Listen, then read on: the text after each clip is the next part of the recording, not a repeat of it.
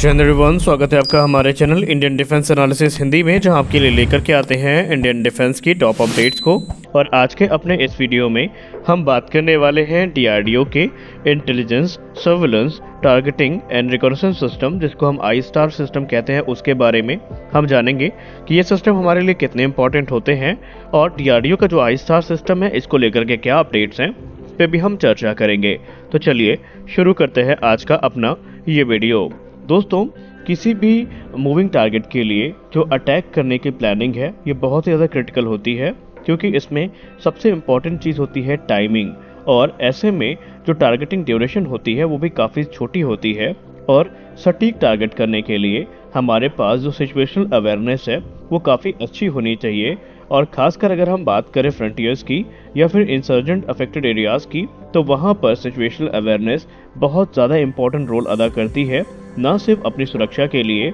बल्कि अगर हमें कोई अटैक भी करने होते हैं तो उसके लिए हमारे पास जो एग्जैक्ट इन्फॉर्मेशन है वो होनी चाहिए, वरना अटैक जो है वो विफल भी हो सकते हैं।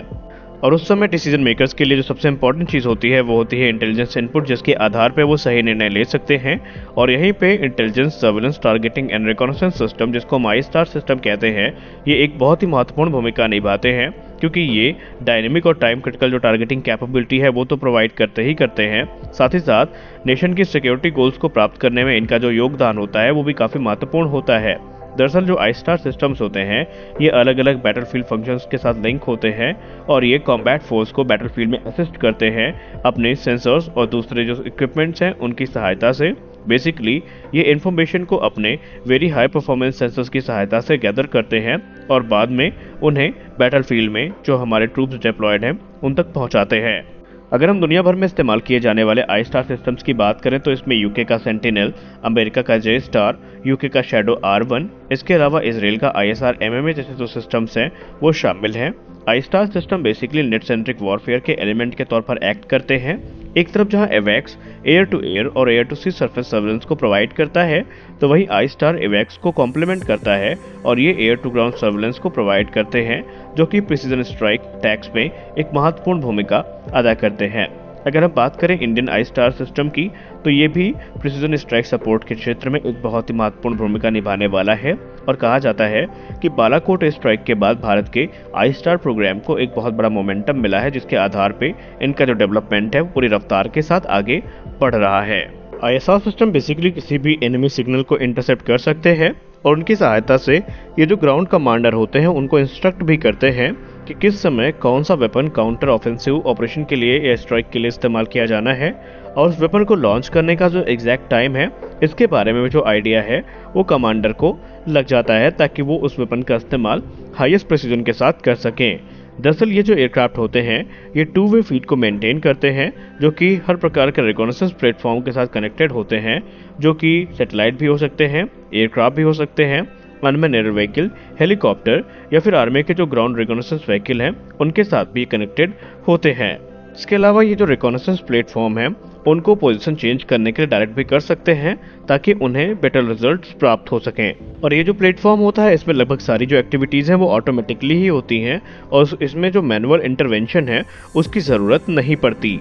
अगर हम बात करें डीआरडीओ के आई स्टार सिस्टम के बारे में, तो इसका मुख्य तौर पर इस्तेमाल intelligence gathering, surveillance, reconnaissance, targeting में किया जाएगा। दिन हो या रात हो, इसे स्टैंड ऑफ रेंज से ऑपरेट किया जा सकेगा। ये ISTAR system basically high altitude और लार्ज स्टैंड ऑफ रेंजेस से ऑपरेट होंगे और इनका इस्तेमाल इंटेलिजेंस प्रोसेसिंग, एक्सप्लॉयटेशन, डिसेमिनेशन और कॉमन ऑपरेटिंग पिक्चर जनरेशन में किया जाएगा। ये आई स्टार सिस्टम अलग अलग जो सिस्टम है जैसे कि airborne network, ground based network या फिर कमांड एंड कंट्रोल नेटवर्क उनके साथ कनेक्टेड होंगे। और ये जो आई स्टार एयरक्राफ्ट होगा ये बेसिकली तमाम सिस्टम्स का एक सिस्टम होगा, जिसमें अलग अलग एयरबॉर्न और ग्राउंड सेगमेंट्स देखने को मिलेंगे। अगर हम स्पेशली एयरबॉर्न सेगमेंट की बात करें तो उसमें कई मिशन सिस्टम्स हमें देखने को मिलेंगे, जैसे कि एसा based synthetic aperture radar, ground moving target indicator, electronic intelligence जिसको हम एलिंट कहते हैं, कम्युनिकेशन इंटेलिजेंस जिसको हम कमेंट कहते हैं, इलेक्ट्रो ऑप्टिकल इमेजरी सेंसर, इसके अलावा जो communication data link in wide band, line of site,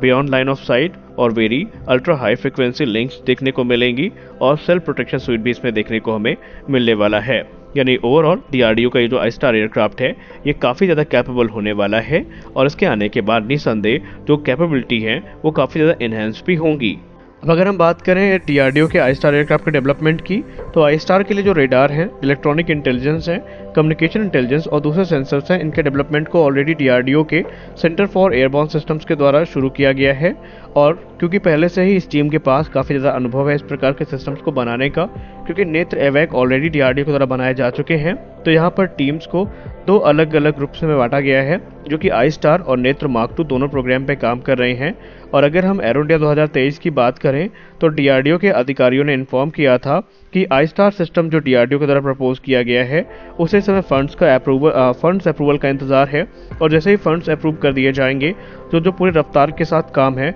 वो यहाँ पर शुरू हो जाएगा। डीआरडीओ का जो आई-स्टार एयरक्राफ्ट होगा बेसिकली ये एक बिजनेस जेट प्लेटफॉर्म पर बेस्ड होगा जहाँ पर डीआरडीओ के क्रिटिकल टेक्नोलॉजीज का इस्तेमाल किया जाएगा, जैसे कि